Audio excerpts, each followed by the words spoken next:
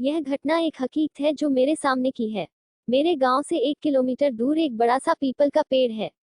वह एक विशाल पेड़ है जिसकी शाखाएं लंबी लंबी और ऊपर से नीचे की ओर आकर ऊपर की ओर मुड़ी हुई मोड़ के आकर की है। वह पेड़ देखने में इतना भयानक लगता है कि मेरे तो उस दिन की घटना के बाद रोंगटे खड़े हो जाते हैं। उस पेड़ की शाखाएं कम से कम आधे बीघे में फैली हुई हैं। शायद तुम लोगों में से कोई मानता हो या न मानता हो, लेकिन मैं जरूर मानता हूँ कि भूत चुड़ैल आत्माएं होती है। विंडो भूतों की सच्ची कहानी। हर गली हर चौराहे पर ऐसी बुरी आत्माएं होती हैं। वो तक नहीं हमें दिखती जब तक वो हमें दिखना नहीं चाहती हैं। यह आत्माएं जब दिखती हैं जब किसी की राशि उस आत्मा से मिल जाए दिखती हैं। मैं तुम्हें एक ऐसी हकीकत की कहानी बताने जा रहा हूँ जिसको मैं याद करते ही मेरे रोए खड़े हो जाते हैं। अब मैं आपको उस घटना के बारे में बताता हूँ कि मैं और मेरे दोस्त उस पीपल के पेड़ पर खेलने जाया करते थे। उस पेड़ की शाखाओं पर हम झूले की तरह झूला करते थे। उस पेड़ की छाया इतनी घनी थी कि सारे पंछी उसी पे बैठा करते थे और हम लोग गर्मियों में उस पर जाके झूलते थे। बड़ा मजा आता था। वैसे उस पेड़ के बारे में लोग कहा करते थे कि उस पेड़ पर भूत रहते हैं, पर हम बच्चे कहाँ किसी की मानते थे। बस रोज खेलने को चल दिया करते थे। एक बार की बात है, दोपहर का समय था। हम 3 दोस्तों ने, मैं और मेरे 2 दोस्त, उस दिन जल्दी चले गए। 12 बजे का समय था। हम लोग वहां पहुंच गए और हम लोगों ने प्लान बनाया कि हम लोग ऊंचाई पर जाके छिप जाते हैं और वो लोग आएंगे तो हम लोग उन्हें भूत बनकर डराएंगे। और हमने अपने अपने पेंट में कुछ पत्थर भर के ऊपर चढ़ गए। दोस्तों, एक बात और बता दूं कि उस पेड़ से 2 खेत दूर एक कुआं था जिस पर कोई रहता नहीं था, बस एक रस्सी और बाल्टी के सिवाय। हम लोग जब खेल खेल कर थक जाते थे तो उस पर जाकर पानी पिया करते थे। 1 बजे का टाइम था। जब हम लोग इंतजार करके थक गए, वो लोग नहीं आए, तो हम में से एक ने कहा कि चलो पानी पीकर आते हैं। तो मैंने उनसे कहा कि मुझे प्यास नहीं लगी है, तुम लोग चले जाओ। दोस्तों, वो लोग उतरकर पानी पीने चले गए। दोपहर का समय था। सूर्य अपनी फुल तपन पर था।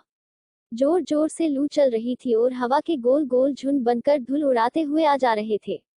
आप लोग जानते होंगे, गांव में इन हवा के गोलाकार को दंदूरा कहते हैं।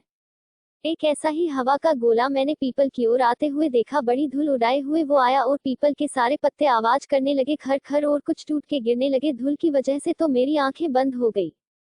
सारे पंछी उड़ गए एकदम। मैंने जब आंखें खोली तो क्या देखता हूँ, एक काली सी शक्ल का, बड़े बड़े बालों वाला और इतना डरावना इंसान मेरे सामने वाली डाली पर बैठा है। एकदम मेरे डर के मारे हाथ छूट गए और मैं नीचे जा गिरा। नीचे गिरते ही मैं बेहोश हो गया। जब मेरी आंखें खुली तो देखा कि मेरे दोस्त पानी पीकर लौट आए हैं। मुझे उठाकर उन्होंने मुझे बिठाया नीचे। पीपल के पत्ते काफी इकट्ठे हुए थे, इसलिए मेरे ज्यादा नहीं लगी, बस मेरे पैर से थोड़ा सा खून निकल आया था।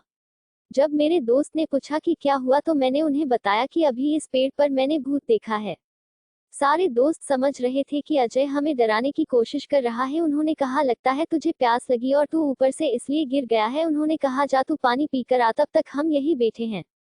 उनकी जिद की वजह से मुझे पानी पीने जाना पड़ा। मैं वैसे भी डरा हुआ था और मेरे हाथ पैर कांप रहे थे। मैं मन ही मन में सोच रहा था कि बस आज मैं यहाँ से निकल जाऊं, कल से मैं यहाँ नहीं आऊंगा। मैंने बाल्टी उठाई और कुएं में डाल दी। जैसे ही कुएं में बाल्टी पहुंची, एकदम से आवाज आई और वो आवाज ऐसे लग रही थी जैसे कोई पानी में बार बार कूद रहा हूं मैं, और डर गया। जबकि रस्सी मैंने आराम से पकड़ रखी थी, तो यह आवाज कैसी? मैंने कुएं में जहां कर देखा, कुएं के पानी में मुझे वही चेहरा नजर आया। एकदम से मैं पीछे हटा, मुझसे कोई पीछे ऐसे टकराया कि मेरे तो होश उड़ गए और डर के मारे मेरे हाथ से रस्सी कुएं में जा गिरी। मैंने जैसे ही पीछे देखा, वही भयानक शक्ल वाला आदमी खड़ा था। मेरी तो आवाज बंद हो गई। उसके बड़े बड़े दांत, लंबे लंबे बाल, दांत तो ऐसे जैसे कि साले ने कभी जिंदगी में मंजन भी नहीं किया हो। उसकी खाल जली हुई सी जैसे कि कोई जला हुआ इंसान। इतना डरावना लग रहा था कि मैं तो बस, मेरी आंखें खुली थी, बस शरीर में कोई जान नहीं थी, बस मैं बेहोश हो के गिर पड़ा। मेरे दोस्त सोच रहे थे कि यह अब तक क्यों नहीं आया। 5 मिनट बाद जब मेरी आंखें खुली तो मैंने देखा कि मैं पीपल के पेड़ के नीचे पड़ा हूं। तो मैं और डर गया कि मैं यहाँ कैसे आ गया। दोस्त मुझे उठाकर लाए थे। जैसे ही मैं खड़ा हुआ देखा तो मेरे दोस्त खड़े हुए थे और कह रहे थे, लगता है तेरी तबीयत ठीक नहीं है, तुझे पहले बताना चाहिए था, हम पानी ले आते, कहीं तू कुएं में गिर जाता तो हमारे घर वाले तो हमें भी जान से मार देते। मैंने उन्हें बताया कि मेरी तबीयत खराब नहीं है, मैंने सचमुच भूत को देखा है। उन लोगों को विश्वास नहीं हो रहा था कि अजय, जो कि कभी भी भूत के बारे में बोलते थे तो वो कहता था कि भूत नहीं होते, मगर इसे आज हो क्या गया है जो हर बात पे भूत भूत लगाए हुआ है। भाइयों, अब तक 2 बज चुके थे। हमारे दोस्तों का आने का समय हो गया था। मेरे दोस्त ने कहा चलो अब ऊपर चढ़ जाते हैं और उन लोगों को डराते हैं।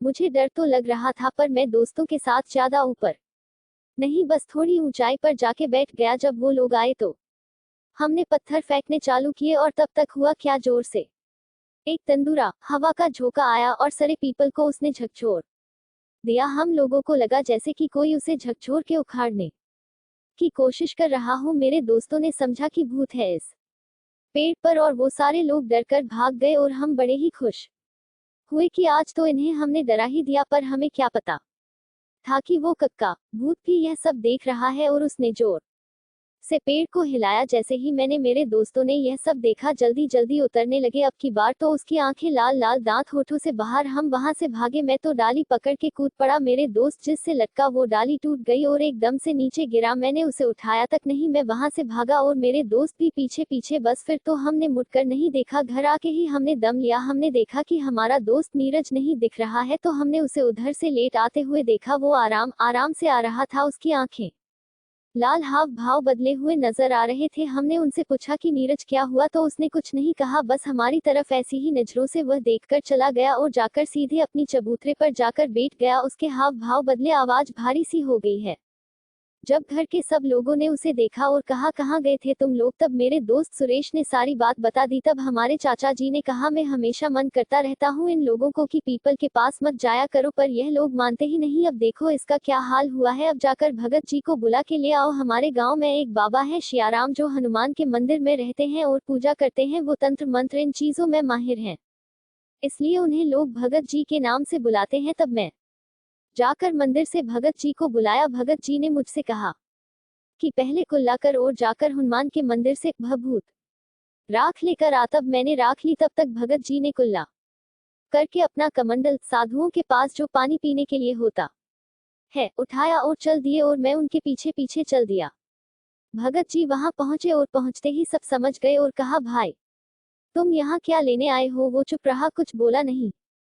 तब भगत जी समझ गए कि तू ऐसे नहीं बताएगा। तब भगत जी ने धरती के पैर छूकर बैठकर मुझसे राख मांगी। मैंने उनको राख दे दी। तब उन्होंने कुछ मंत्र बोला कर उस राख को उसके ऊपर फेंक दिया और कुछ कमंडल से जल के छींटे मारे। तक उसका कान पकड़ के बोले बता तूने इस लड़के को क्यों पकड़ रखा और कौन है तू और कहां से आया है। तब उसने बताया कि मैं पास के पीपल के पेड़ पर रहने वाला भूत हूँ। यह लोग मुझे दोपहर के समय सोने नहीं देते थे, इसलिए मैंने इनको डराया और इसको पकड़ लिया। भगत जी बोले तू पीपल को छोड़ और कहीं दूर जंगल में चला जा, और वो पीपल बच्चों के खेलने के लिए है, पर मैं कहाँ जाऊंगा। तब भगत जी ने कहा कि तू ऐसे ही चला जाएगा या फिर निकालूं अपना वज्र। और भगत जी की आंखें लाल हो गई। तब भूत ने कहा आप मेरा कान छोड़ोगे तभी तो मैं जाऊंगा। देख कितना अच्छा बच्चा है, इतना जल्दी समझ गया। एकदम नीरज हिला और वो नॉर्मल हो गया जैसे कि अभी सोकर जगा हुआ है। तब भगत जी ने कहा जाओ, अब पीपल वाला भूत भाग चुका है, अब तुम कभी भी जाकर उस पेड़ पर खेल सकते हो।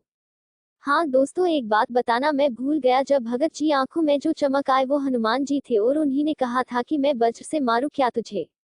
तो प्रेम से बोलिए संकट मोचन हनुमान जी की जय। तब से हम लोग भूतों पर विश्वास करने लगे हैं और उनसे अब डर नहीं लगता। जब भी डर लगे तो बोलना जय बजरंग बली की जय।